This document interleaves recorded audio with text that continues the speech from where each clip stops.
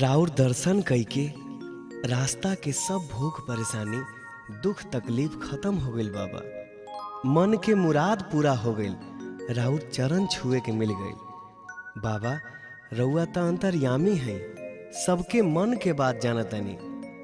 दिल में बहुत आशा लेके एगो निहोरा करतनी बाबा, फिर से हमरा गंगा माई के ऐसने पवित्र कर दी जैसन हमनी के सुनले रहनी जा। आई आदमी के बस के बात नहीं खे बाबा, अब तो रउए कुछ करे के पड़ी।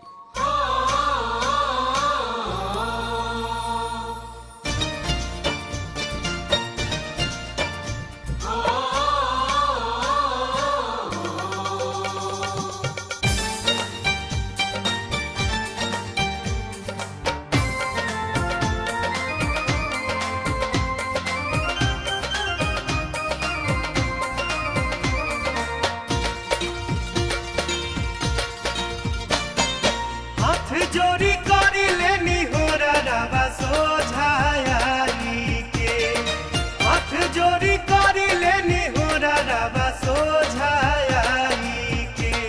ए बाबा फिर से निर्मल कर हमरा गंगा माई के।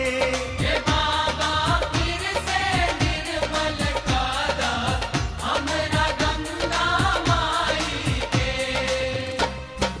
हाथ जोरी करी लेनी हो रवा सोझाई के, हाथ जोरी करी लेनी हो रवा सोझाई के।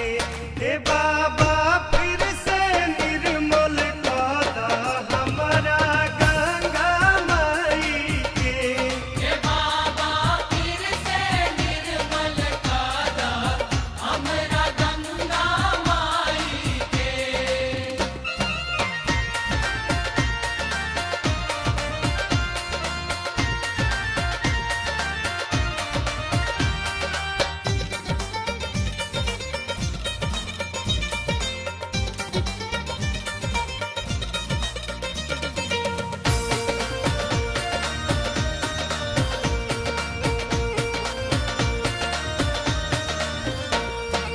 एक बूंद रहे जेकर अमृत जैसन, अमृत जैसन हो अमृत जैसन।